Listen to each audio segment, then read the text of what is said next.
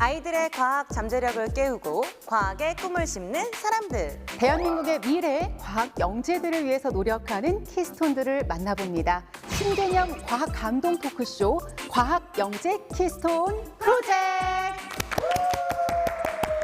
안녕하세요. 아나운서 손영주입니다. 안녕하세요. 개그우먼 정지민입니다. 안녕하세요. 과학교사 손미연입니다. 네, 키스톤 프로젝트. 오늘은 학교 밖 선생님들을 소개하려고 하는데요. 여러분에게 학창 시절 학교 밖 선생님이 되어주셨던 분들이 혹시 누가 있으실까요? 학교 바뀐데 어떻게 또 선생님이까지 나 그러니까, 힘들어. 어렵죠. 그냥 바로 집에 오면 TV 틀어야 되는데 저는 그래서 TV 속에 심영래 선생님, 네. 박준영 선생님이 물을 갈고 징을 치는 모습을 보면서 나의 선생님이다 이런 생각을 한 적이 있거든요. 지민 씨는 그러셨을 수 네, 있겠네요. 꿈을 키워준 선생님들. 그러네요. 네. 선생님은 어떠신가요? 저는 그 굿윌 헌팅이라는 영화 아세요? 네, 로빈 윌리엄스가 그럼요. 주연했던. 저는 사실 제가 마음이 되게 흔들릴 때 그 영화를 보면서 좀 마음을 다잡았던 것 같아요. 영화 역시. 수준이. 네. 이 영화가 좀 다르네. 네. 그렇네요. 오늘은 이렇게 학교 밖 선생님에 해당되는 아주 특별한 손님을 이 자리에 모셨습니다. 카이스트에 재학 중인 이창민 학생인데요. 이 자리로 모시겠습니다. 어서 오세요. 네, 이 자리로. 예의 바른 또 문도 닫으시고. 멋지시네요. 자, 근데 실례지만 너무 어려워 보이세요. 학교 밖 선생님 시간인데 학생 모신 거 아닌가요? 그러게요. 아닌가? 네, 선생님 너무 맞으신가요? 어려 보이시는데 다들 좀 궁금해하시지 않을까 싶은데요. 이렇게 어려 보이시는 이창민 학생이 키스톤. 키스톤 맞아? 하시면서 좀 의아하실 것 같긴 한데 이창민 학생의 하루를 보시면 아마 여러분도 그렇구나 이해를 하게 되실 것 같은데요. 지금부터 함께 보실까요?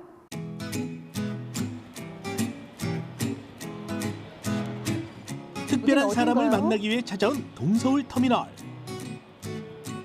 대전에서 온 버스가 도착하자 대전에서 서울 창민 강동까지. 학생 여기에요 여기. 아니 근데 이른 아침부터 터미널엔 웬일이에요? 저 지금 학교 가봐야 돼서. 학교? 고등학생 오늘 같은데요, 토요일인데 거의 지금은. 수업 있어요? 일단 제가 좀 바빠가지고 지금 따라오시면 될 것 같아요. 아이 그냥 말해주고 가지. 일단 창민 학생이 바빠 보이니까 어떤 학교에 무슨 이유로 가는지는 가서 물어보자고요. 봐봐, 고등학생이네. 학교에 도착한 창민 학생을 따라 들어갔는데 어머나 놓쳤다. 아니 먼저 갈 거면 어디로 오라든지 거기에서 만나자든지. 아이들이 없는 학교 같은데요? 쉬, 어머머머 여기 창민 학생 목소리가 들리는데요. 달라 보여요. 이 두 개를 더한 게 그 다음 항이 되는 거야. 뭔가를 열심히 설명 중인 사람은 다름 아닌 창민 학생. 하하, 앳된 모습에 당연히 학생인 줄 알았는데 진지하게 수업을 하는 모습이 영락없는 선생님인데요. 근데 지금 뭘 하고 있는 거예요? 영어 수업 아니죠? 저 지금 K속 프로그램 멘토링 중인데요. 카이스트 학생들이 한 학기에 7번 정도 2주에 한 번씩 멘티들이 사는 곳에 가까운 곳에 있는 영재학교나 과학고 수업장을 빌려서 수업을 진행하고 있는 멘토링 프로그램이에요. 오늘 우리가 찾은 경기 북과고등학교에는 특별한 선생님들이 수업 중입니다. 한지은, 정예원, 이창민. 카이스트에서 출동한 멘토 어벤져스죠. 어머. 카이스트 멘토링 프로그램, 네. 줄여서 K수업은 2015년부터 시작되어 과학에 관심이 많은 전국 중고등학생들을 대상으로 하는 학업 지도 프로그램인데요.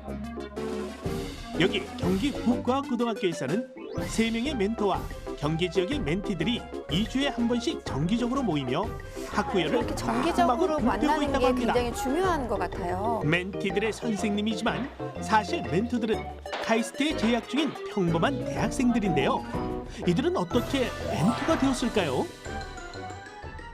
저는 멘토링 활동은 이번 연도 3월부터 시작을 하게 됐고요. 저의 작은 도움이라도 학생들한테는 큰 도움이 될 수 있겠다 생각해서 시작하게 되었습니다. 마음이 너무 제가 예쁘네요. 평소에 교사가 고등학교 때 꿈이기도 했고 사실 저 중학생 때를 생각해보면 대학교에 다니고 있는 언니나 오빠를 한 명이라도 알고 있는 게 조금 더 동기부여도 되고 가르쳐 주러 오는 입장이지만 학생들과 얘기하면서 배우는 점도 굉장히 많아서 그런 면에서 좀 이렇게 서로 말들도 너무 잘하잖아요. 그러니까요. 수업이 그냥 끝나고 선생님이잖아요, 그렇죠? 학업이나 진로에 대한 고민을 털어놓는 멘티들. 멘토들은 그 고민에 대해 아낌없는 조언을 내어줍니다. 이건 역시 학교 밖 선생님, 우리 멘토들의 역할이기 때문이죠. 한쪽에서 어머, 열심히 창의지다. 고민 상담을 고민 해주는 우리 상담까지. 창민 학생은 어머, 무슨 이제 고민인가? 20살, 대학교 1학년생인데요. 1학년이 케이스의 멘토가 된 일은 이례적인 일. 하지만 다른 멘토들 못지않게 진심을 다해 멘토 역할을 하는 모습이 의젓해 보이죠? 네, 선생님이네요. 네. 네. 아유, 참. 자, 아까 전에 제가 좀 많이 학생 아니에요 이런 거 제가 너무 반성하게 되네요. 그러니까요. 선생님 무조건 선생님 인정. 네, 선생님 그 인정. 느낌이 또 나네요. 이 영상을 보니까요. 모든 궁금증 등 이렇게 좀 풀리기 시작하는데 이창민 학생, 학생들의 멘토셨어요. 멘토 선생님. 네, 네. 그렇네요. 아이들이 선생님이라고 부르긴 해요. 근데 실제로 선생님이라고 부르는 아, 멘토님 아니고 선생님. 근데 창민쌤이라고 부르는 거. 창민쌤. 이렇게 카이스트가 대전에 있잖아요. 대전에서 2주에 한 번씩 서울까지 올라와서 학생들을 만나고 멘토링을 위해서 오직 그 일만을 위해서 오는 거잖아요. 힘들지 않으실까요? 그게 사실 왔다 갔다 하는 시간이나 뭐 경비 같은 걸 생각하면 조금 힘들긴 한데 사실 2주에 한 번씩 학생들 만나면서 이제 막 친해지기도 하고 동료 멘토분들이랑 친해지기도 하고 하면서 이제 제가 가르치러 오는 거긴 하지만 조금 얘기하러 오고 도움 주러 온다고 생각하면은 생각보다 발걸음이 쉽게 떼지는 것 같아요. 아, 네. 그러면 이게 언제부터 이 멘토링 프로그램의 멘토가 되신 거예요? 저는 1학기 때는 수습 기간으로 멘토 활동을 했었고요. 아, 멘토도 수습 기간이 있어요. 네네. 체계적이네요. 그래서 1학기 때는 뭔가 다른 수업장에 계신 멘토분들이 피치몰탈 사정으로 이번 수업이 힘들겠다 싶으면 제가 대신 가서 수업을 하는 식으로 운영을 했었는데 2학기 때부터는 이제 경기부과고등학교에 멘토로 지정이 돼서 네. 본격적으로 정식 멘토 승진되셨어요. 네. 수업하게 되었습니다. 멋지네요. 지금 저희가 VCR에서 잠깐 보긴 했지만 이제 수학과학에 관심 있는 학생들한테 가르친다고 들었거든요. 근데 이제 보통 어떻게 수업을 준비하고 어떤 주제로 수업을 하는지도 좀 궁금하거든요. 이게 사실 한 학기에 6번에서 8번 정도 만나서 수업을 하는 거라서 시험 기간에는 내신이나 어려웠던 문제들을 가르쳐 주기도 하지만 특히 저 같은 경우에는 수학이나 과학 같은 토픽 중에 학교에서 배우지 못할 만한 주제들을 가지고 특강을 하는 식으로 진행을 하고 있어요. 멋있다. 재밌겠네요. 친구들도 너무 기다려지는 선생님일 것 같아요. 아니면은 실험이나 토론 수업을 하기도 하고요. 아니면 학생들과 한 학기에 한 번 정도 멘토분들과 학생들 다 모여서 문화체험 활동을 하기도 하고 되게 여러 가지 다양한 방법으로 수업 진행하고 있어요.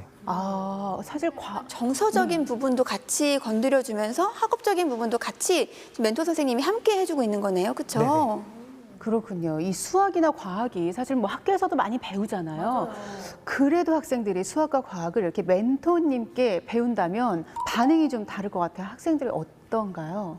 학생들이 사실 학교에서 배우는 수학이나 과학은 30명? 많게는 30명, 적게는 20명 가까이 있는 학생들한테 똑같은 수업을 다 같이 가르쳐야 해서 전달하는 거죠. 그게 학생들 개개인의 특성을 반영하기엔 굉장히 어려움이 있잖아요. 근데 저는 학교가 아닌 다른 곳에서 선생님을 자처해서 수업을 하는 거기 때문에 학생들 개개인의 특성을 맞추어서 좀 더 재밌게 설명을 할 수 있어서 학생들이 되게 좋아해 주는 것 같아요. 아까 표정도 막 되게 진지하게 얘기를 들어주는 모습을 봤어요. 그러니까 그 수업뿐만이 아니라 친구들 고민 상담도 좀 해주는 것 같던데 우리 친구들의 좀 주된 고민이 뭐였어요? 저는 고등학생 친구들을 맡았기 때문에 네네. 보통 이제 고등학교 2학년 학생들 같은 경우는 진로 고민이 굉장히 많죠. 그래서 제가 본인이 선택할 전공이나 아니면은 어떻게 공부를 해야 하는지에 관한 고민이 되게 많은 것 같아요. 좋은 때에 정말 좋은 멘토 선생님을 만나서 막 친구들이 많이 든든하게 힘을 얻을 것 같은데요. 얼마나 좋을까. 근데 선생님이 지금 이창민 학생도 대부분 20살, 지금 1학년 20살이잖아요. 네. 고민이 많을 때란 말이에요. 그래서 이렇게 서로가 고민이 많은데 아이들의 고민을 위해서 또 어떤 이야기를 많이 해주는지 또 궁금해요. 사실 제가 어리다는 거에서 말해줄 수 있는 것들이 좀 있는 것 같아서 네네. 생각을 해보면 제가 그때 생각을 했던 것들이나 아니면은 내가 그때로 돌아간다면 나에게 스스로 해주고 싶던 말 그런 너무 것들을 멋지다. 얘기해 주려고 노력하는 것 같아요. 아, 그 당시에 생각했던 걸 네, 이게 얘기해주고. 어떻게 보면 정말 몇 년 차이가 한 2, 3년 정도의 그거 생각이기 얼마 진짜 차이 안 때문이니까 나는데. 많이 이제 나이 차이 많으면 그때 원래 그래 이렇게 해버리고 말 건데 생각도 안 나요. 맞아요. 근데 이렇게 딱 확 와닿는 대답을 해줄 거잖아요. 그러네요. 너무 그 친구들이 부럽네요. 네. 아, 참 부럽습니다. 이렇게 멘토링 프로그램으로 많은 친구들에게 조언도 좀 이렇게 해주고 공부도 가르치고 있는 이창민 학생에게 정말 특별한 인연이 있어서 만나러 갔다고 합니다. 화면으로 계속해서 함께 하시죠. 오늘은 창민 학생이 다니는 카이스트에서 정말 특별한 사람을 만나기로 본인의 학교에 했다는데요. 왔네요. 아니, 근데 누굴 학교는 만나러 온 왜 걸까요? 밤에 오세요. 저 예전에 멘티 할 때 멘토 해주셨던 형 만나러 가고 있어요. 아, 멘토 형이 또 있으시군요.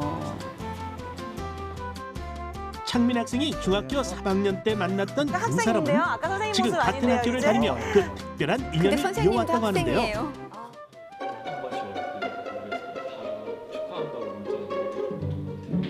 진지하게 학생들을 가르치던 멘토는 어디 가고 병우 씨를 만나니 예전 멘티의 모습으로 돌아왔네요. 신입생 같아요.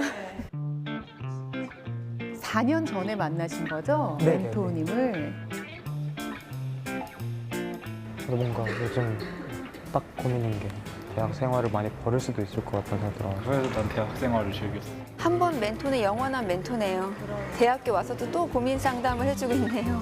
어엿한 멘토가 됐지만 여전히 고민이 생기면 병우 씨를 찾아 조언을 구합니다.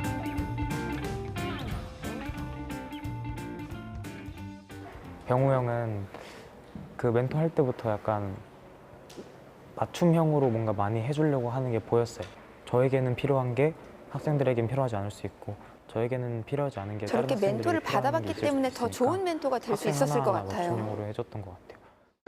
병우 씨를 멘토로 만나고 창민 학생은 여러 방면에서 많은 도움을 받았습니다. 그 당시 그에게 가장 필요했던 건 학업에 대한 지도보다 꿈을 찾는 일이었다는데요. 나는 뭐가 돼야 할까? 누구나 하는 네, 고민인데. 맞아요. 저 때 그 고민. 꿈을 이루기 위해 어떤 대학에 가야 하지? 답을 알 수 없는 고민이 계속되었을 때 병우 씨는 그 답에 길을 제시했고 그 길이 꿈으로 나아가는 원동력이 되었다고 합니다. 그렇게 할 수 있었던 이유는 그도 같은 진짜 과정을 저 때는 겪었기 저 고민이 때문이죠. 너무 컸던 것 같아요. 제가 고등학교 때 어렸을 때부터 쭉 이것저것 도움을 받은 게 많이 있었어요. 그래서 그걸 어떻게 이렇게 다시 남을 도와줄 수 있을까 이런 걸 생각을 해봤는데 제가 그중에 잘할 수 있는 게 교육 봉사 아니면 멘토링 이런 거라고 생각을 했어가지고 그래서 멘토링을 하고 싶다 이런 생각을 대학 와서 하고 싶다라는 생각을 했었고 근데 저희 멘토링 같은 경우에는 물론 지식 전달을 하는 것도 중요하지만은 뭐 다양한 활동들을 할 수 있다고 생각해요. 창민이한테 들어보니까 자기도 저를 통해서 이제 카이스트에 대한 꿈을 구체적으로 세웠다고 하는데 애들에게 꿈을 심어줄 수 있으면 좋을 것 같습니다. 멘토의 진정한 멘토님의 역할이네. 멘토님은 또 다르시네요. 그렇죠, 네. 그가 그리는 꿈꾸는 멘토는 무엇일까요? 멘토끼리 모여서 회의를 하나 봐요. 가장 원하는 건 편한 친구 같은 멘토가 되고 싶어요. 편하게 물어보고 힘든 일 있으면 전화해서 무슨 힘든 일 있다고 말할 수 있고 그리고 정기적으로 만나서 그 친구가 생각하는 것들도 저한테 알려주고 제가 지금까지 생각했던 것들도 그 친구한테 알려주고 하면서 그냥 서로 발전할 수 있는 멘토 멘티. 아, 영상을 그래서 보는데 관계가 마음이 막 되고 따뜻해지는 것 같아요. 맞아요. 그냥 뭐 일반적으로 수업만 해주는 그런 멘토가 아니라 아이들의 마음까지 만져주는 멘토여서 더욱 따뜻하고 훌륭한 선생님인 것 같습니다. 아이들이 부럽네요. 네. 참 이렇게 원래 멘토였지만 이제는 병우 형 이렇게 부르잖아요. 병우 형이, 네. 그 모습이 참 인상적인데요. 병후 멘토와의 첫 만남은 어떠셨는지 혹시 기억나세요? 한 4, 5년 전? 그 정도 되죠? 그때 딱 4년 전 제가 중학교 3학년 16살이었을 때 고민 너무 많을 때잖아요. 그렇죠? 네. 고민 덩어리일 때. 네. 그렇죠. 사실 병우 형이 지금 24살이고 제가 20살이니까 4년 전이면 병우 형이 딱 지금 제 나이일 때잖아요. 맞네요. 사실 20살이면 지금 20살인 제가 생각하기에 너무 어린 나이인데 너무 어린데 맞아요. 그때 16살 중학교 3학년이었던 제가 보기에는 너무 큰 형이야. 네. 20살 대학교 2학년 형이 너무 커 보이는 거예요. 그래서 되게 그냥 자연스럽게 선생님이라는 소리도 나오고 많이 의지할 수도 있고 제가 진학하고자 하는 희망 대학에 다니고 있으니까 막 괜히 친해지고 싶고 맞아요. 그랬던 것 같아요. 그럼요. 뭐 영웅 같은 그런 존재 아닐까 싶기도 그쵸. 하고요. 그 당시에 그러니까 그 이창민 학생일 때 나병호 학생은 어떤 존재였어요? 어떤 멘토였어요? 사실 나이 차이가 그렇게 많이 나지 않잖아요. 물론 커 보이긴 하지만 실제로 나이 차이가 얼마 나지도 않고 같이 겪었던 입시 생활 이런 게 다 비슷하니까 그리고 특히 중3 2학기 때 만났었으니까 저는 그때 고등학교를 어디에 진학할지 이미 결정이 된 상태였었거든요. 근데 그 고등학교가 카이스트 부설 영재학교였었어요. 그래서 카이스트 대학생이라는 멘토 형이 옆에 있으니까 그냥 내가 나중에 카이스트를 가겠구나라고 난 그렇게 되겠구나. 도움을 줄 수도 있기도 병호 형이 하고. 갈 수 있다고 하냐. 그렇죠. 네. 그래서 그런 진로나 대학 진학까지도 많은 도움을 준 거네요. 네네, 그렇죠. 그렇죠. 결정적인 도움을 많이 줬네요. 아, 이런 멘토가 있다는 게 참 많이 부럽고 저도 사실은 그 당시 생각해 보면 이런 나에게 정말 나이 차이 별로 안 나는 나의 길을 먼저 한 2, 3년간 멘토가 있다면 얼마나 좋을까. 그런 저도 생각 뭐 많이 이런 했는데. 개그적이나 이런 삶의 이런 사소한 고민들은 부모님한테 보다는 조금 나이 차이 얼마 안 되는 그냥 한 몇 개소 선배님들한테만 물어보게 되더라고요. 그러면 너는 이런 걸 잘하니까 이런 걸 해봐. 그래서 아주 실질적인 저를 더 많이 보니까 그래서 이런 조언들을 해주면 그게 정말 실생활에 마음에 쏙쏙 꽂혀가지고 그렇게 방향을 잘 걸을 수 있게 만들어주는 게 정말 나이 차이 얼마 안 되는 실질적인 그런 멘토가 되는 선생님들인 것 같아요. 네, 너무 손민 좋아요. 선생님도 혹시 그런 멘토 같은 저도 존재? 사실은 제가 부끄럽지만 교사가 그렇게 막 매력적이지 않았거든요. 그래서 임용고사를 붙고 나서 교사를 하는데도 재미가 없는 거예요, 학교가. 그래서 막 고민을 막 했었거든요. 그럴 때 정말 멋진 과학 교사 선배님을 만났어요. 그래서 그분한테 실험도 배우고 수업을 이렇게 하는 거야라는 것들을 배우면서 아, 과학 교사 이렇게 재밌구나, 아이들하고 이렇게 활동할 수 있구나를 많이 배웠거든요. 그래서 저는 그분한테 배웠고 지금은 아, 나도 이제 그런 좋은 과학 선생님, 선배로서 그런 사람이 돼야겠다라는 마음을 먹은 것 같아요. 같은 길을 걸어가고 내가 가고자 하는 길을 먼저 간 사람. 그냥 몇 발짝 먼저였는데도 불구하고 걸어갔다는 건 확실히 우리보다 더 많이 아니까 그럼요. 네, 의지가 되더라고요. 근데 사실 저희가 말하는 멘토들은 다 저보다 선배님이고 나이 차이가 조금 나는 연륜이 있는 분들인데 어찌 보면 멘토님이 되게 차이가 많이 안 나고 형이라고 부를 만큼 가깝잖아요. 그 또래라서 좋은 점도 있을 것 같아요. 확실히 나이 차이가 얼마 안 나니까 마음의 거리가 좁은 것도 굉장히 큰 것 같고 같은 길을 걸어온 사람들이니까 그리고 얼마 차이 안 나는 사람이니까 그분에게 더 많은 조언을 들은 게 좀 더 실용적일 수 있잖아요. 세대 차이가 그렇게 나지 않으니까. 그래서 실용적이기도 한데 더 편하게 말할 수도 있는 그런 멘토였던 것 같아요. 또래였어서. 또래가 주는 점이 그 현실적인 조언이라는 게 굉장히 좋은 것 같아요. 맞아요. 네. 현실 조언. 네. 맞아. 뜬구름 잡는 얘기도 아니고. 네. 그런데 사실 대학생이 되면 1학년이잖아요. 너무너무 바쁠 시기 아닌가요? 근데 이렇게 특별하게 멘토가 돼야겠다 생각하게 된 계기가 있었나요? 어렸을 때부터 약간 교사나 교직에 서는 거를 조금 생각을 많이 했었어요. 초등학교 때는 교사가 꿈이었던 적도 있었고 수학 교사가 꿈이었던 적도 있었고 그리고 중고등학교 약간 생활기록부에 장래희망란 다 보면은 수학과 교수로 오, 그냥 마냥 선생님이 아니었네요. 수학과 교수. 사실 점점 내가 알고 있는 거를 나만 갖고 있고 나만 연구하는 게 아니라 다른 사람한테 전달하고 다른 사람이 알고 있는 걸 저도 듣고 해서 협력을 하는 시대가 점점 오고 있잖아요. 맞아요. 뭐 굳이 교사가 아니더라도. 그렇죠. 그래서 제가 지식을 남에게 전달하는 방법이 어떻게 해야 효과적인지는 계속 생각해야 된다고 생각을 하고 있었는데 그런 것 때문에 멘토링이라는 게 저에게도 굉장히 도움이 될 거라고 생각을 했어요. 제가 누군가에게 내가 알고 있는 지식을 어떻게 전달하면 그 사람이 잘 알아듣고 그 사람이 더 잘 사용할 수 있을까 이런 것들을 생각하면서 저랑 같은 고민을 하시네요. 네, 정말 선생님이 맞네요. 네, 그쵸? 선생님 맞아요. 특히 딱 멘티일 때 멘토 선생님들 보면서 아, 선생님이 저런 식으로 하면은 내가 굉장히 도움이 되는구나. 혹은 선생님이 이런 얘기를 하면은 내가 도움이 안 될 수 있구나를 미리미리 생각해가면서 내가 멘토를 한다면 어떤 멘토가 될 수 있을까? 어떻게 하면 더 잘할 수 있을까를 고민하다 보니까 자연스럽게 멘토가 되려고 생각했던 것 같아요. 아, 이 생각하는 마음의 깊이부터가 좀 다르다는 생각이 멘티도 말씀을 경험했고 들을수록. 멘토도 경험하니까 이 두 사람의 마음을 다 알잖아요. 그러니까 정말 최고의 선생님이 되었구나라는 생각이 계속 드네요. 맞아요. 인생에서 이렇게 멘토가 있다는 거는 참 중요한 일이기도 하고 좋은 일일 것 같은데요. 이런 멘토링 프로그램이 학교 박 선생님으로 갖는 긍정적인 효과가 있을 것 같은데 같이 학교에 계시는 선생님께서는 어떻게 생각을 하시나요? 사실은 아까 그 친구들이 고2라고 해서 왜 진로에 대한 고민이 많다고 아까 창민 학생이 이렇게 말해 주셨잖아요. 창민 선생님이라고 해야 될까요? 네, 멘토님께. 네. 사실은 근데 저는 지금도 어떤 일이 새로운 일을 할 때 두려우면 딱 어떤 마음이 드냐면 고2 겨울방학 같다는 느낌이 들어요. 혹시 고2 겨울방학 때 느낌 기억 안 나세요? 고2 고3 되기 전에 겨울방학 그저 수능을 생각하는 그런 그쵸? 시기 아닌가요? 굉장히 무서웠거든요. 그래서 이 내 마음이 누구나 이런가? 막 이런 걸 누구한테 묻고 싶은데 물어볼 사람이 없는 거예요, 사실은.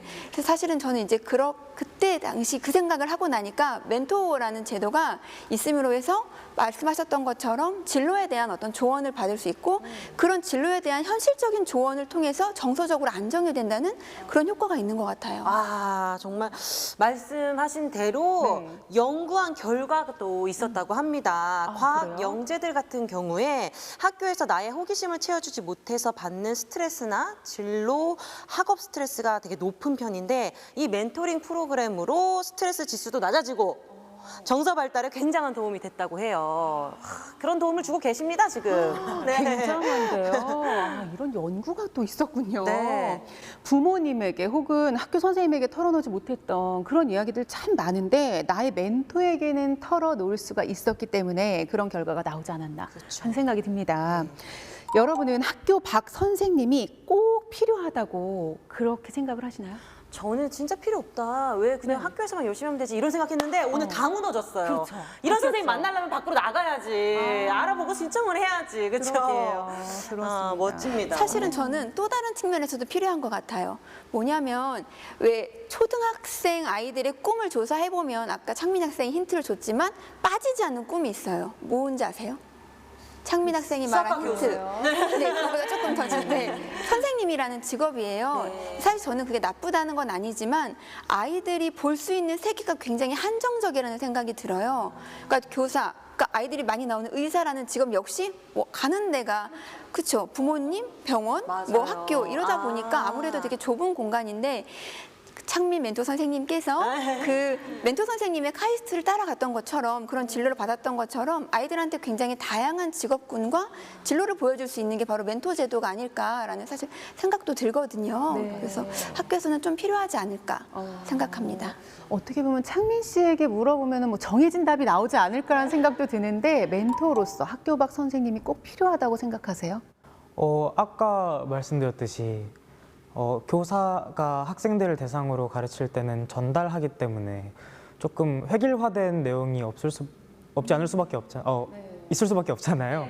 그런데 저는 사실 그렇게 하면은 공부에 흥미를 잃는 학생들이 굉장히 많은 것 같더라고요. 실제로 제 멘티들 중에서도 중학교 때까지는 굉장히 재밌었는데 고등학교 올라와서부터 그냥 일단 외워, 일단 공부해라고 하니까 흥미를 잃었다는 학생들이 너무 많은 거예요.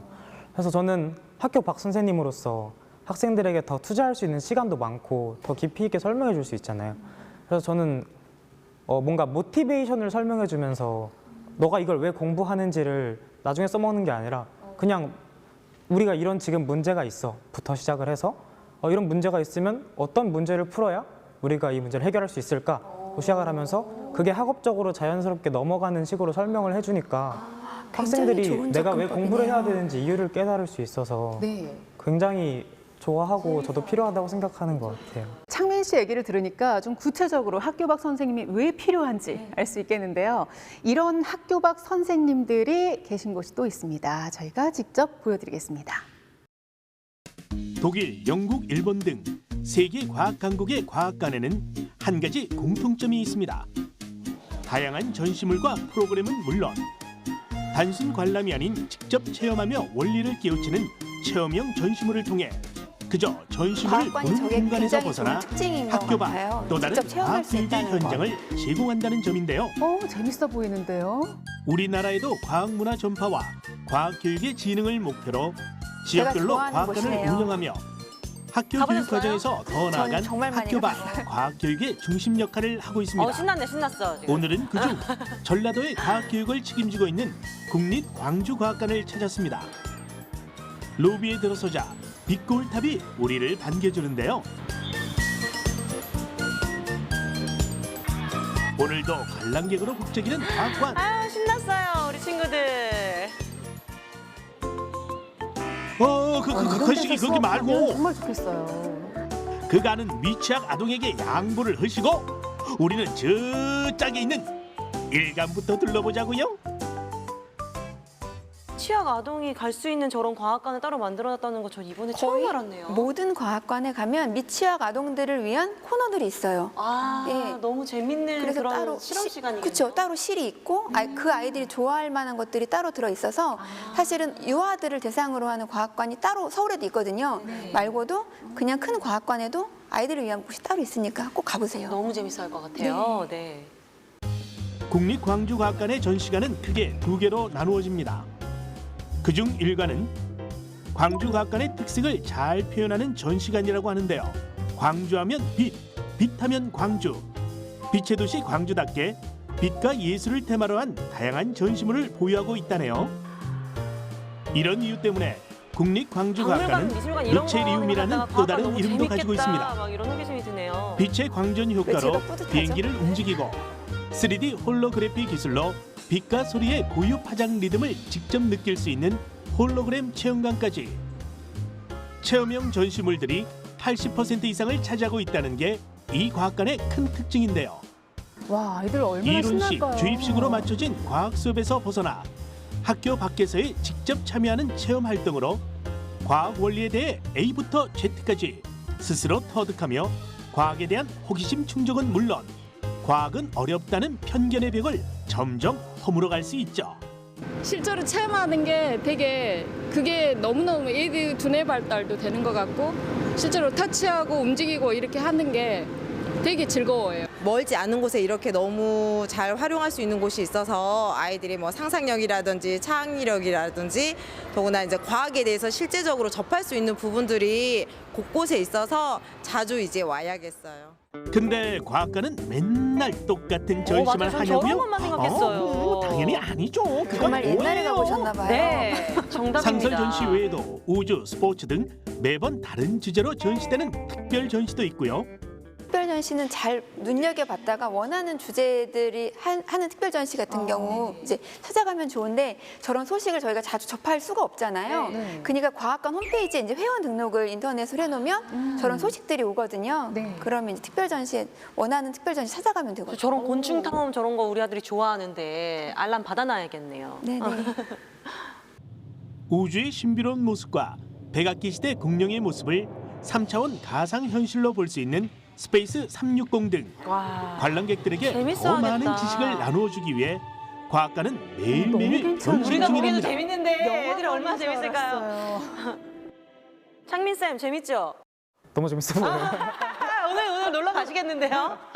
아, 과학관에 가면은 정말 볼 게 너무나 많네요. 네. 혹시 두 분도 아이들 데리고 과학관을 좀 다녀보세요? 저는 진짜 안 갔어요. 그게 왜냐면 그냥 뭐 동물원이나 키즈 카페 같은 데 가면 애가 워낙 활동적이니까 이런 보는 게 중요한데 어떻게 그냥 끌고 다니면서 그런 것만 보여줘 라는 생각이 안 갔거든요. 제가 반성합니다. 너무 재밌는데 제가 그 기회를 안 준 것 같아서 지금 오히려 미안해요. 그렇죠. 팁을 드리면 서울 같은 경우는 이제 뭐 종로 같은데 이제 어린이 국립과학관이 있거든요. 그래서 그런 부분 따로 예약하고 가셔도 되고요. 저는 사실 과학관을 되게 좋아하는 편이에요. 아까도 말씀드렸듯이 네, 맞아요. 이제 이런 반응보다는 저는 아까 말씀드렸듯이 제가 중간에 이제 과학교사에 대한 뜻을 갖게 되면서 일부러 과학관을 찾아가다 보니까 나중에 정말 좋아지더라고요. 그래서 저는 아이들하고 여행을 가도 그 나라에 있는 과학관은 다 가보는 편이거든요. 근데 사실은 다니면 나라마다 굉장히 과학관들의 특징이 있고요. 그리고 우리나라도 정말 과거에는 그렇지 않았었는데 요즘에는 아까 보셨잖아요. 그렇게 아름다운 이게 미술관인지 과학관인지 모르는 정도의 그런 아름다운 전시물들이 굉장히 많아서 저는 정말 강력 추천드리고 싶습니다. 혹시 네네. 많은 나라를 다녀보시면서 과학관을 가보셨잖아요. 그러면 우리나라가 특히 더 좀 예쁘게 아기자기하게 꾸며놓은 편인지 다른 나라에 비해서 잘 되어 있는 편인가요? 해외에 진짜 유명한 과학관과 견주어도 손색이 없을 만큼 너무너무 잘 되어 있고요. 그리고 사실은 그런 프로그램들이 굉장히 많이 운영되고 있거든요. 네. 그것도 마찬가지로 홈페이지에 가서 미리 예약을 하시면 아이들하고 같이 참여하실 수 있어요. 그래서 저는 과학관이 진짜 아이들하고 놀 수 있는 너무나 좋은 공간이라고 생각하거든요. 네. 저랑 같은 궁금증을 가지고 있었어요. 저도 여쭤보고 싶었는데 창민 씨는 혹시 과학관에 가본 경험이 있으세요? 사실 요즘 거의 초등학교나 중학교 학교들은 대부분 그 문화체험 활동이나 아니면 과학체험 활동 같은 거에 보통 프로그램으로 국립과학관 탐험이 체험이 있는 것 같아요.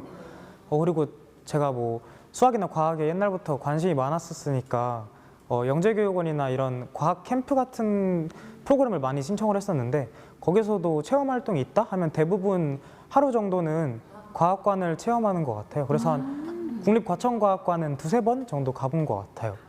그래서 그때 자연사관이랑 막 우주관이랑 이런 식으로 나눠져 있는데 그래서 막 어릴 때 갔으니까 애들이랑 공룡 보면서 신기하고 이랬던 기억 나는 것 같아요. 맞아요. 이렇게 어렸을 때 가보다가 저도 이제 두 아이들을 데리고 과학관을 가봤어요. 과천과학관에. 사실은 뭐 요즘 뭐 키즈 카페니 이런 많이 가지만 과학관만큼 아이들이 놀기 좋은 장소도 없는데 그래도 사실상 우리가 과학관 하면 좀 마음에서 거리가 멀게 느껴지잖아요. 그러니까요. 사실 정말 안타깝게도 그런데요. 2016년 한국과학창의재단에서 성인 1000명과 청소년 500명을 대상으로 과학 정보를 어디서 얻는지에 대한 설문조사를 한 적이 있어요. 근데 성인은 텔레비전에서 가장 많이 얻고요. 청소년은 어딜까요? 인터넷 컴퓨터? 맞아요. 인터넷에서 가장 많이 얻는다고 합니다. 맞아요. 접근하기가 쉽잖아요. 그렇죠. 근데. 맞아요. 단지 성인 같은 경우는 1.5%만이 과학관에서 정보를 얻고 청소년은 3.4% 정도 정보를 얻는다고 해요. 그나마 조금 긍정적인 건 이 수치가 점차 늘어나고 있다는 것 같거든요. 그렇군요. 선생님, 그런데 이렇게 과학관이 꼭 필요한 이유가 있을 것 같아요, 왠지. 과학관에 이제 계속 아까 저희 VCR에서도 어머니들 인터뷰 내용 보면 아이들이 과학관에 와서 흥미를 뭐 찾고 뭐 재미있어 한다 이런 얘기 하셨잖아요. 네, 과학은 어려워 이렇게 그쵸. 생각하는데 원래는. 맞아요. 과학관에서 제일 좋은 점은 과학을 정말 재미있게 접근할 수 있다는 거거든요. 체험을 하면서 아이들이 왜 보지 못했던 거, 책으로만 봤던 것들을 실제로 체험할 수 있다는 게 가장 장점인 것 같고요. 두 번째는 박물관처럼 사실은 전시물을 보존하고 전시하는 그런 기능도 사실은 있어요. 그리고 사실은 또 중요한 기능 중에 하나는 뭐냐면 아까 왜 미술관이야 뭐 이런 착각을 하셨다고 했잖아요. 왜냐하면 사실은 미술관에 가서 저희가 미술이라는 문화를 향유하듯이 과학을 문화로서 받아들인 적이 없거든요. 근데 사실 과학관은 문화로서 받아들일 수 있는 어떤 기능을 하죠. 그래서 과학관이 여러 가지 기능을 하기 때문에 저는 과학관을 꼭 만들어야 된다고 생각합니다. 그렇군요. 사실 우리가 학교에서도 초등학교, 중학교, 고등학교 무려 12년 동안 과학교육을 받잖아요. 근데 이렇게 학교에서 받는 과학교육과 또 과학관에서 할 수 있는 과학교육, 그 차이점이 어떤 게 있을까요? 차이점은 정말 명확하게 드러나는데 사실 아까 창민 선생님도 말씀하셨듯이 학교에서는 조금 만져보기 힘들고 사실 저희가 실험하기도 좀 힘들잖아요. 그런데 예를 들어 과학관에 가면 테슬라 장치 이런 거 학교에서는 실험할 엄두도 낼 수 없는 장치인데 과학관에 가면 정말 웅장한 형태로 저희가 실제로 볼 수 있죠. 그래서 체험할 수 있다는 거 그리고 실제로 볼 수 있다는 게 굉장히 큰 장점인 것 같고요. 또 하나는 과학관에 가면 아이들을 다 일일이 데리고 다니세요? 그냥 이렇게 놓죠. 보고와 여기 그쵸. 있을게. 뭐 놓잖아요. 사실 저는 그것도 되게 좋은 방법 같거든요. 아이들이 자율적으로 자기 주도적으로 원하고 재밌는데 흥미를 찾아간다는 거거든요. 사실은 조금 더 크면 자기 주도적으로 어떤 지식을 구성할 수 있을 만큼 과학관을 다니면서 그런 것들을 배우지 않을까라고 생각을 합니다. 네, 이렇게 중요한 역할을 하는 게 바로 과학관인데 우리나라에 과학관이 몇 개인지 혹시 아시나요? 저요? 네, 뭐 우리나라에? 대충 예상하기에 우리 창민 쌤 몇 개 정도 있을 것 같아요, 우리나라에. 과학관을 많이 여러 군데를 가보지 않아서 그렇죠. 잘 모르고. 우리가 가보는 건 뭐 한두 개? 네. 저도 뭐 많아 전국적으로 봤을 때 한 10여 개 정도. 어느 되지 정도 될까요, 우리 않을까요? 선생님? 그냥 50개? 그것도 되게 많잖아요. 하지만 2018년 기준으로 무려 우리나라에 136개나 있다고 합니다. 그렇게 많아요? 네, 저도 너무 많네. 136개? 막 이런 생각을 했거든요. 근데 다른 나라랑 또 비교를 해보면 이것도 많은 게 아니래요. 네, 독일이 과학관 한 개당 인구가 7.4명 정도고 미국이 13.2명. 아니 그럼 얼마나 많다는 그쵸. 거예요, 과학관이? 근데 우리나라는 한 개당 37.7명밖에 안 된대요. 그러니까 독일의 한 개당 7.3명보다 월등히 또 적은 숫자잖아요. 이런 이유 때문인지 우리가 과학관에 간다는 것 자체도 우리 자체도 무슨 날 아니면 그죠? 학교에서 보내는 날 아니면 이벤트 같은 날 아니면 안 가지게 되니까 이것도 많은 듯 적은 듯 적은 듯 많은 그렇죠? 네, 그런 현실입니다. 네, 이렇게 과학문화 정착을 좀 위해서라도 과학관의 역할이 참 중요할 것 같은데요. 조금 더 다양하게 성인들도 좀 즐기고. 맞아요. 너무 재밌는데요, 보니까. 그럼요. 네. 어른들도 가보고 싶은 이런 과학관을 만들고 또 청소년들도 좀 더 다양하게 활동을 할 수 있는 과학관들이 좀 늘어서요. 정말로 교실 밖 선생님의 역할을 해줬으면 하는 그런 바람을 하게 됩니다. 우리 창민쌤 한번 시간 내셔서 과학관으로 우리 친구들이랑 한번 나가시면 좋을 것 같아요. 괜찮겠는데요? 진짜 한 번쯤 가보고 네, 싶어졌어요. 애들이 그냥 무슨 또 과학관 뭐 오늘 소풍이야 뭐야 이렇게 생각하더라도 창민쌤이랑 가는 그 시간은 너무너무 또 즐거워할 것 같아요. 가서 네. 막 설명도 아까처럼 해주시면 훨씬 더 이거 재밌게 내가 볼수 말했던 있을 것 그거의 같아요. 원리야 막 이러면 애들이 우와 막 이러면서 더 과학에 흥미를 엄청 가질 것 같아요. 그렇죠? 그렇습니다. 이게 뭐 교실 안에서만 하는 거랑은 차원이 다를 것 같은데요. 자, 어쩌면 나만 몰랐던 이런 과학관의 놀라운 세계, 과학관에서만 배울 수 있는 특별한 수업이 있어서 직접 담아봤습니다. 지금부터 함께 보시죠. 1층 바이오랩에선 특별한 수업이 시작됐습니다. 바이오랩이 뭔가요? 바이오가 생물 분야를 말하는 것 같아요. 네, 연구실. 네. 소화제의 작용과 역할에 대해 배우고 직접 약까지 조제해보는 우리 꼬마 약사님들. 어려운 내용 아닌가요? 알약들이 쭉 보이네요. 저희 이제 테마형 과학교실은 주제가 있는 공간으로 구성이 되어 있고 거기에 맞는 프로그램을 하게 됩니다. 총 4학기를 통해서 프로그램을 신규 개발을 하고 운영을 하고 있습니다. 한 달 전에 홈페이지에 공고를 하고 통합 예약 관리 시스템을 통해서 예약을 하시게 됩니다. 그러면 프로그램을 즐기실 수 있습니다. 과학이 재밌고 실생활에 연관되어 있다는 것을 보여주기 위해 다양한 프로그램을 연구하고 있다는데요. 어머, 저긴 또 어디예요? 직접 약사가 되어 의학생명공학을 배우는 바이오랩. 아이들이 실제로 약을 만드나 봐요. 그렇죠? 우리 몸의 구조를 배우는 매드랩. 주제별로 지금 실험실에다 따로따로 나만의 로봇과 만들었네요. 모르골 등을 직접 만들 수 있는 ICT 랩과 창의 공작소가 있고요. 루체리움답게 빛의 특징을 습득하는 빛 탐구실이 있습니다. CSI 많이 봤었죠. 그리고 마지막 하나. 그런 멋진 일을 아이들이 할 수 있다고요? 요요 사건 전적이고 너무 그래 재밌겠다. 단서를 찾아보자. 탄탄한 스토리와 호기심을 자극하는 과학수사 장비들로 테마형 과학교실 인기 넘버원 수업 CSI 과학스타드입니다. 너무 재밌겠다. 사건 현장에 남아있는 증거물과 단서를 과학적으로 분석하는 과학수사의 과정을 우리 꼬마 CSI 요원들이 직접 배우고 장 교수를 해친 범인을 잡아낸다고 하는데요. 사건의 정황을 들은 뒤 아이들이 눈이 단서를 막 찾기 위해 똘망똘망하네요. 필요한 자외선 조명 수사 기법에 대한 설명이 시작됐습니다. 자외선이 무엇인지, 수사 도구로서 CSI 도 어떻게 해보고. 쓰이는지를 직접 범인을 사용해보고 찾아야 배우니 되거든요, 지금. 아이들은 금세 자외선 조명 사용법을 익혔는데요. 저런 CSI 보면은 과학적인 원리들이 굉장히 많이 있어서 사실은 일반 학교나 축전 같은 데, 과학 축전 같은 데 가시면 저런 CSI 프로그램들을 많이 보실 수가 있거든요. 자, 이제 실전입니다. 사건 현장으로 투입되어 본격적으로 피해자가 남긴 단서를 찾아가서 얼마나 막 아이들 의지 활활 탈 거 아니야. 내가 잡겠다. 증거 하나를 찾아내겠다. 막 이러면서. 과연 찾아낼 수 있을까요? 찾았다. 찾았어요. 역시 CSI 요원들에게 이 정도는 식은 죽 먹기죠. 발견한 노트에 자외선 조명을 비추자 눈으로 보이지 않던 숨어있는 단서가 발견됩니다. 이제 이 단서와 정황을 토대로 용의자를 추정해 나가는데요. 오, 비밀 노트 같아요. 과연 자외선 펜으로 범인은 썼나 봐요. 네, 자외선 펜 같은 게 따로 있어요. 미션 컴플리트. 역시 최고의 CSI 요원들이네요. 과학 수사에는 사실 굉장히 많은 과학 기술들이 활용이 되는 분야라고 할 수 있어요. 저희가 일반적으로 알고 있는 물리, 생물, 화학과 같은 이런 기초 과학은 물론이고요. 더 나아가서 심리학이나 범죄학과 같은 이러한 일반 과학을 뛰어넘는 굉장히 많은 과학 분야들을 통괄해서 이 과학 수사가 진행이 됩니다. 우리 학생들은 이러한 여러 가지 과학 기술들을 이런 과학 수사대 테마 교실을 통해서 학습하고 경험하는 과정에서 여러 가지 과학 기술들을 습득하고 함양할 수 있는 그런 효과가 있다고 할 수가 있겠는데요.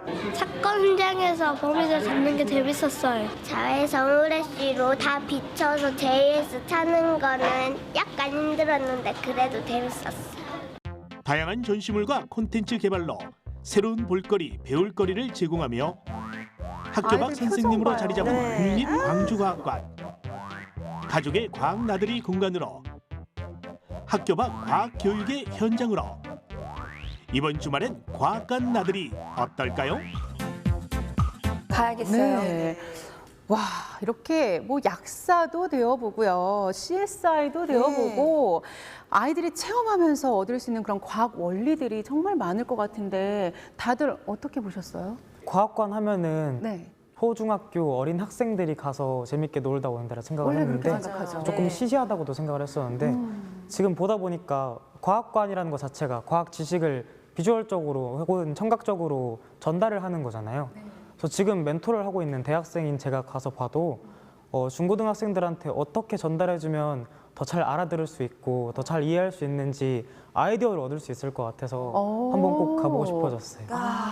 대학생 멘토님의 시선이잖아요. 저는 지금 아기 엄마의 시선으로 또 보자면 아 내가 너무 기회를 안 줬구나. 그냥 뭐 주말에 뭐 따뜻하게 어디 놀 데 없나 뭐 아니면 어디 뭐 눈썰매로 태워줘야 되나 뭐 이런 거 찾아보고 있었는데 우리나라에 136개의 과학관을 놔두고 내가 또 괜히 뭐 체험해줄 거 없나 뭐 잡으러 가야 되나 지금 벌레라도 잡아서 보여줘야 되나 싶었는데 모든 것이 다 이렇게 잘 준비가 되어 있고 체험할 수 있게 만들어주는 이 과학관을 가봐야겠다 또 생각이 들었어요. 흥미도 유발시킬 수도 있고 그쵸. 또 과학 원리도 알려주고 네. 재미도 주고 제가 설명 안 해도 거기 설명이 너무 잘 되어 있고 뭐 해보자만 하면 그냥 바로 체험할 수 있게 너무 잘 만들어 놓은 걸 보니까 아 다른 곳이 필요 없다. 경험하게 해주고 뭐 많이 고민하지 말고 가자 과학관으로 이거 한번 임해도 될 것 같습니다. 네. 과학 선생님은 어떠세요? 사실은 이제 저는 아이들을 데리고 왜 아까 말하셨듯이 아이들이 왜 단체로 막 가잖아요. 그러면 열심히 이제 저희 입장에서는 교사 입장에서는 안 보고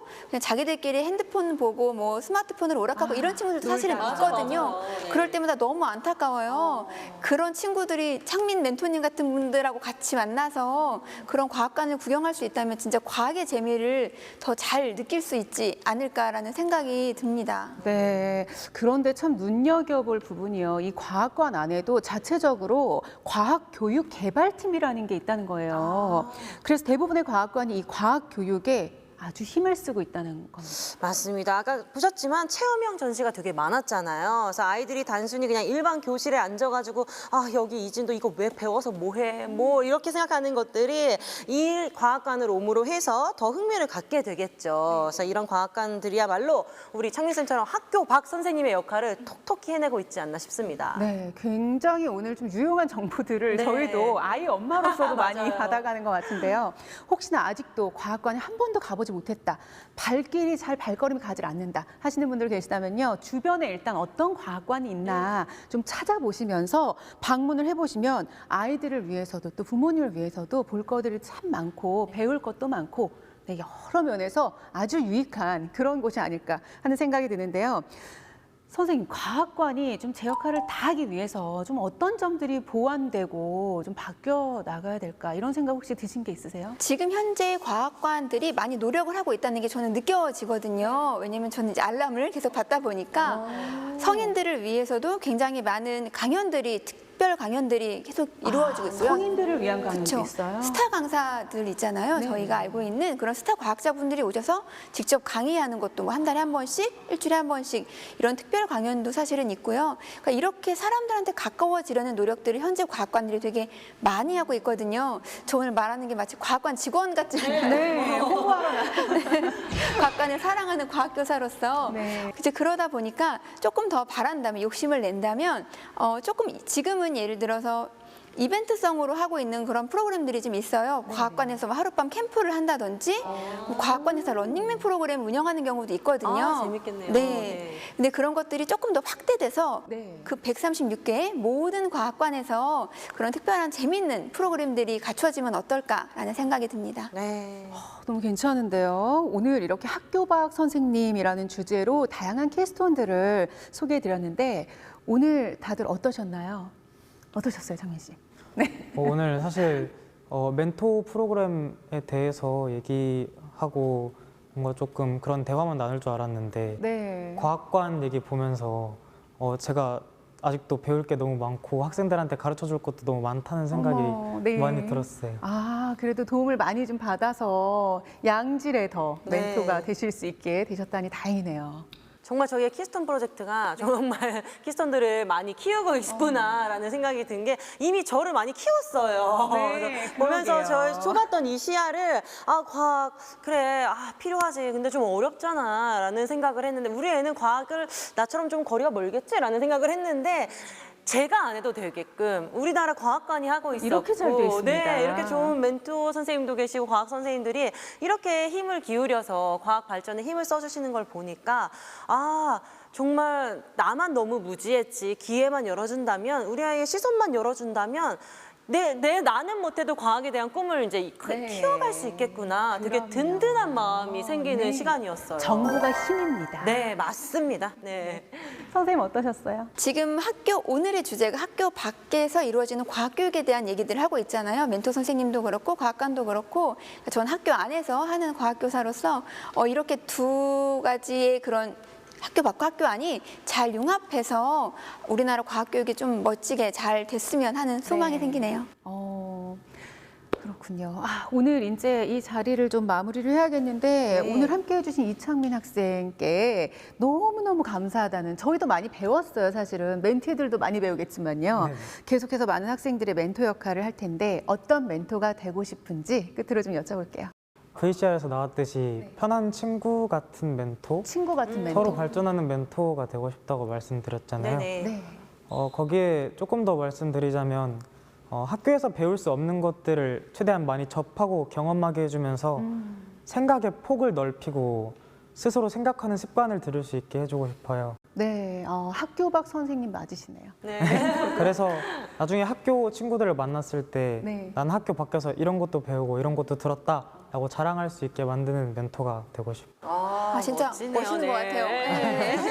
그 꿈을 함께 열심히 응원하도록 네. 하겠습니다. 꼭 멋진 그런 부분으로 또 거듭나시기를 저희도 함께 기다리고 있을게요. 오늘 이렇게 함께 해주셔서 고맙습니다. 감사합니다. 감사합니다.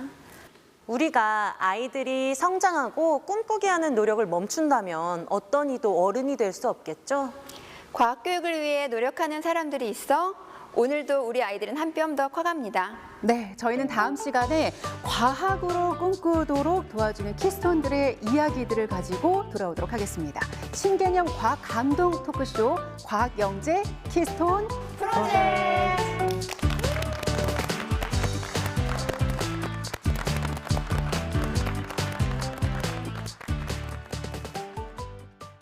키스톤 프로젝트 재밌다. 뭐? 키스 프로젝트? 과학 영재 키스톤 프로젝트. 우리 내일은 무슨 얘기할까? 너무 재밌겠다.